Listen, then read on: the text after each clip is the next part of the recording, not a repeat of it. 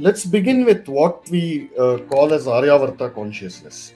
So, for that, let's begin by defining what Aryavarta is. Most of the people know, but for those who came late, how did Indians regard, how did Hindus regard our geography? I mean, Diana Eck has written a book called India, the Sacred Geography, which is a very telling title for a book on India.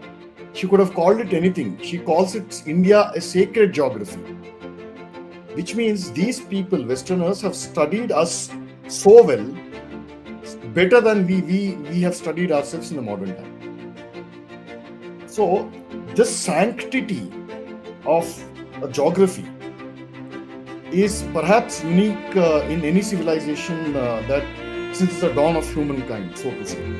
So, this element of deep-rooted sanctity, no other country has so many, Tirtha Kshetras, pilgrimages, as much as India has, that everybody knows.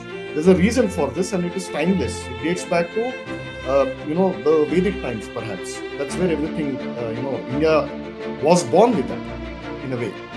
So, from that perspective, when we ascribe sanctity to our geography, what does it mean? How did we call it? How did we regard it? First, before we get to Aryavarta, how did we define our sacred geography? So, for example, Manu, he defines Aryavarta and Brahmavarta as that land, that Devabhumi, that lies between the Himalaya mountains and the Vindhya Parvata, from the Bay of Bengal, that is the eastern sea, to the western sea. Okay, that is what Manu calls as Aryavarta. Arya tam deva nirmitam bhumim brahmavartam prachakshate. Okay, that is the latter part of the shloka. And most Puranas, even Ramayana, Mahabharata, all are sacred literature. All of them, they regard this land as a divinely blessed land, and rightly so. But we won't get into that. So from that derivation of this, Aryavarta. Arya means noble and virtuous. Okay. Aryavarta. Avrata. Vrata means the land that is encompassed by this, by noble people, by Aryas. Okay, so that is Aryavarta. That is, and as Sanatana culture kept spreading, everybody wanted to be part of this Aryavarta.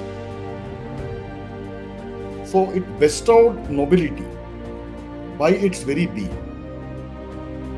Okay, and wherever these noble people were there, that is Aryavarta. So this, and but that is why do you say between Himalayas and the Vindhyas? Because the Vishnu Purana definition is much wider. Yeah, it is much wider, but Vishnu Purana was written much later than the Manusmriti.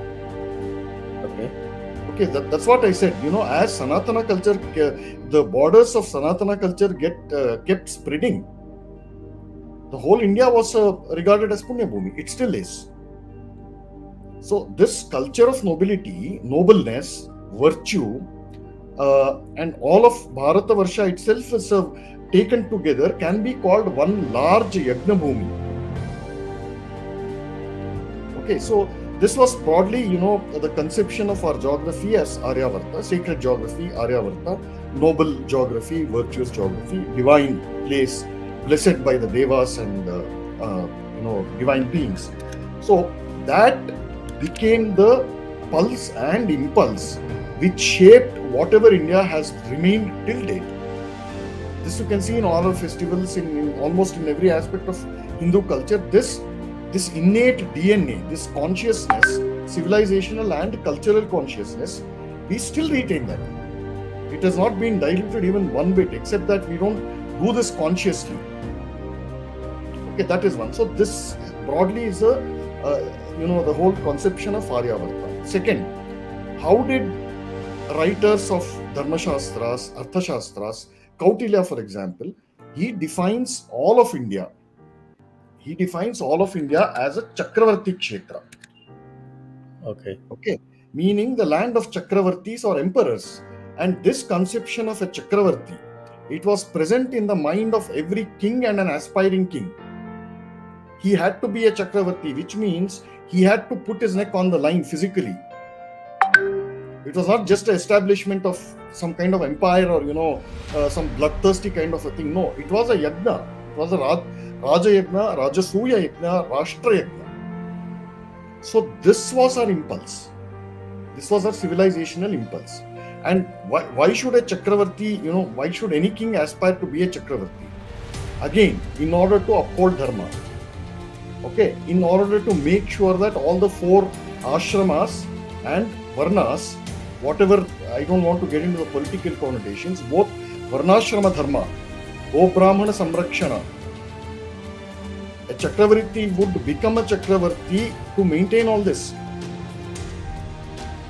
Okay, this was the consciousness that animated this entire civilization for at least more than 3,000 years till the Arab raid of Sindh happened. As long as India followed, as long as Hindu culture followed Kautilya's path, as long as it followed Shri Krishna Paramatma's path, this consciousness remained intact. Kings, for example, kings had multiple dharmas. The first and foremost was Raja Dharma. The dharma of being the protector. Protector of what? Of dharma itself. So you see how the circle completes right then and there.